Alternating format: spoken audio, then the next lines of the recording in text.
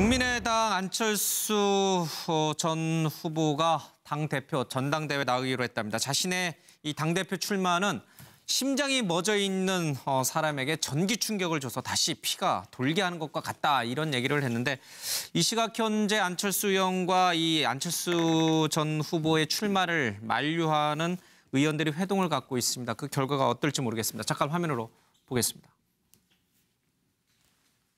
이제 지난 석 달 동안 저한테 부족한 점이 어떤 점들이었는지 정말 치열하게 고민했습니다.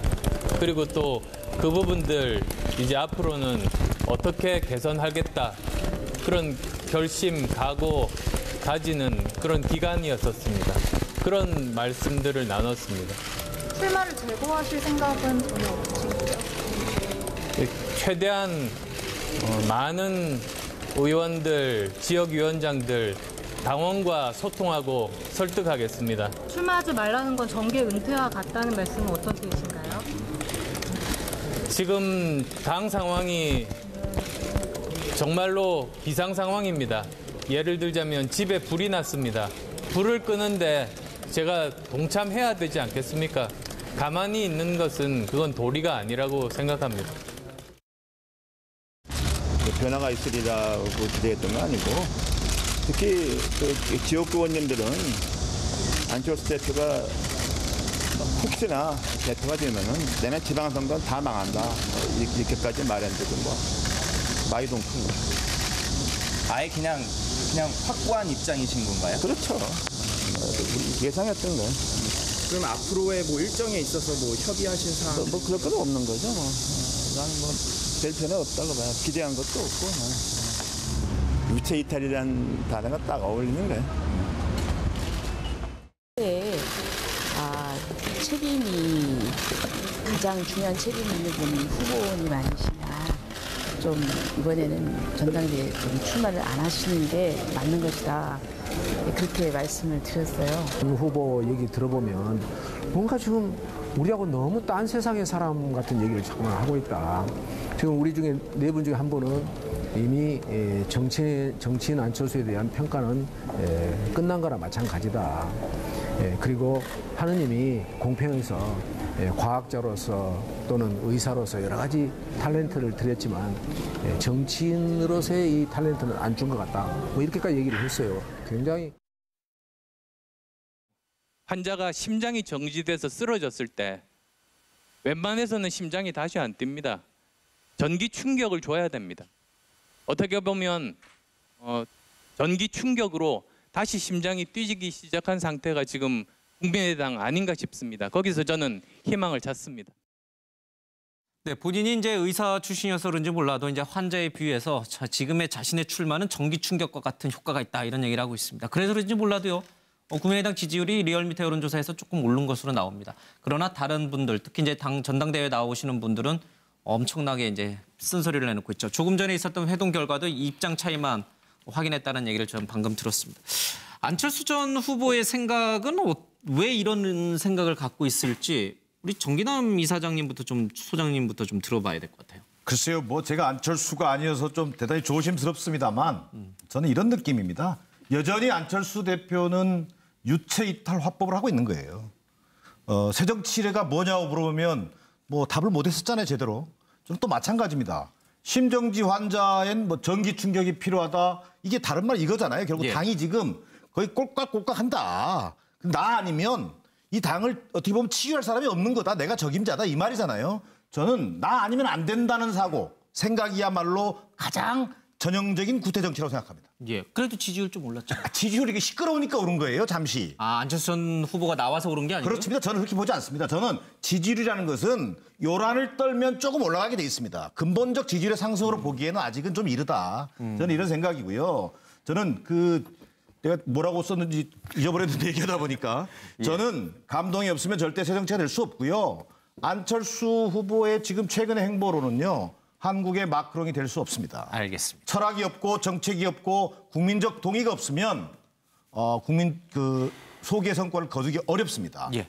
집안 식구끼리 서로 원수가 돼가 서로 불도 질러버리고 집에. 그 집대에 불도 났는데 또 심장까지 멎어서 자동 심장 충격기 이걸 갖다 대야 될 정도면 그 집을 살려가지고 수습이 될 건가? 제가 안철수 전 대표 같으면 그냥 심장 충격기 될 게 아니라 집을 어디 가서 새로 짓는 게 낫지 않을까 생각하는데 그래도 그런 집을 살리겠다고 심장 충격기까지 갖다 대는 걸 보면 당에 대한 애정이 굉장히 많은 것 같아요.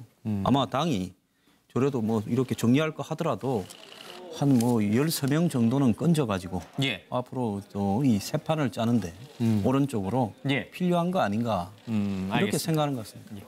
차 교수님, 오늘 뭐 고사성어랑 영어 많이 쓰십니다. 아니요, 그러니까 지금 그 전기 충격기가 두 종류가 있습니다. AED가 있고 일렉트릭 샤크 웨폰이라고 해서 경찰들이 쓰는 거죠.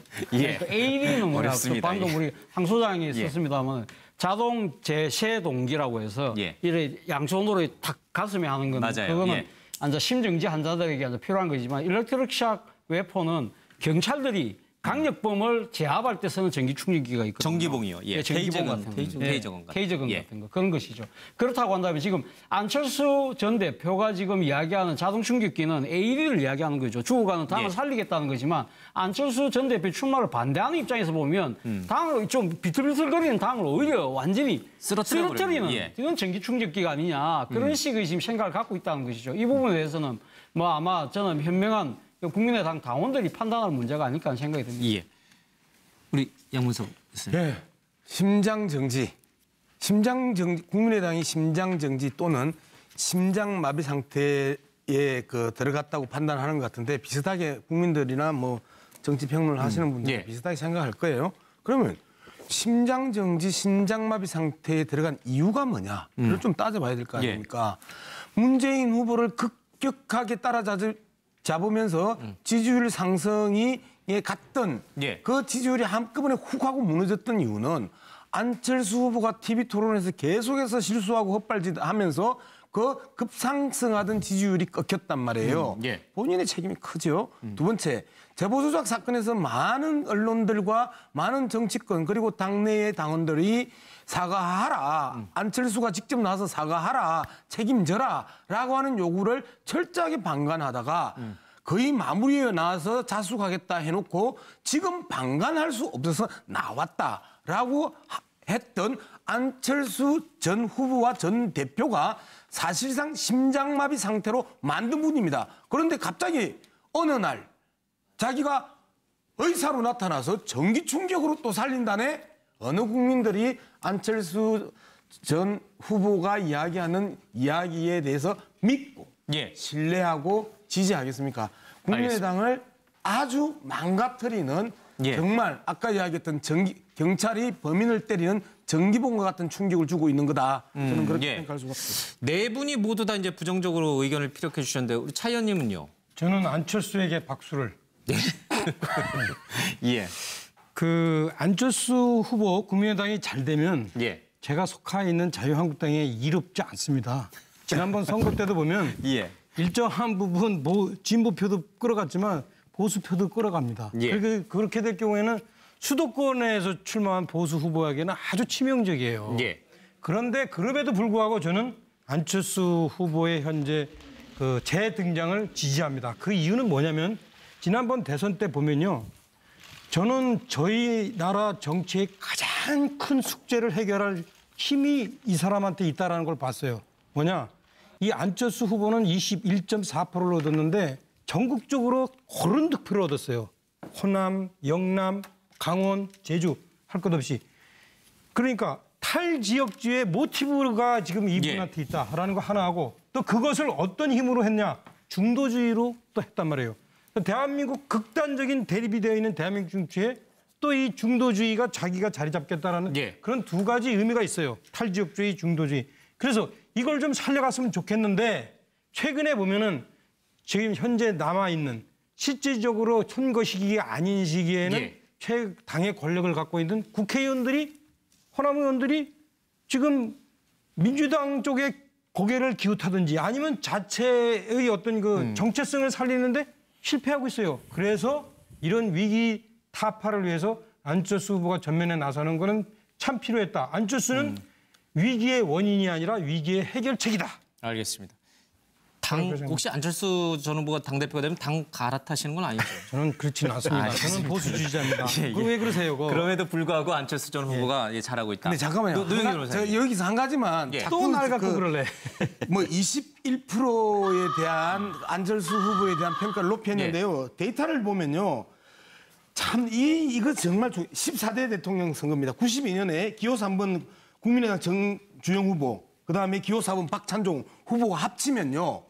그 당시에 22.68%입니다.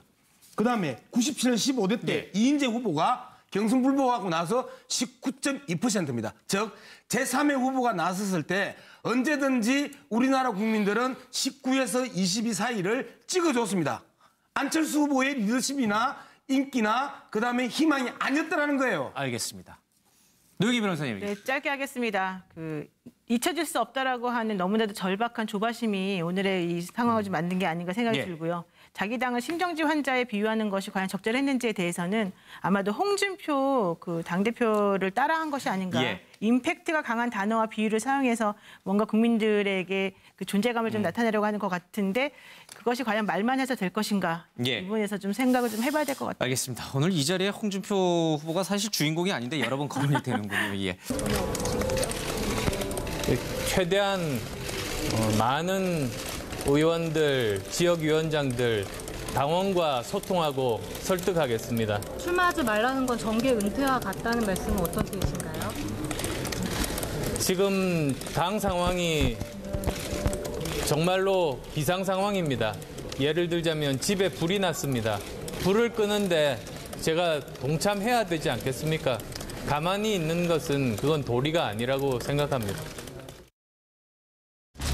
변화가 있으리라고 기대했던 건 아니고 특히 지역구 의원님들은 안철수 대표가 혹시나 대표가 되면은 내년 지방선거는 다 망한다 이렇게까지 말했는데 많이 동큰 거예요. 아예 그냥 확고한 입장이신 건가요? 그렇죠. 정치인으로서의 이 탤런트는 안 준 것 같다. 뭐 이렇게까지 얘기를 했어요. 굉장히. 환자가 심장이 정지돼서 쓰러졌을 때 웬만해서는 심장이 다시 안 뜁니다. 전기 충격을 줘야 됩니다.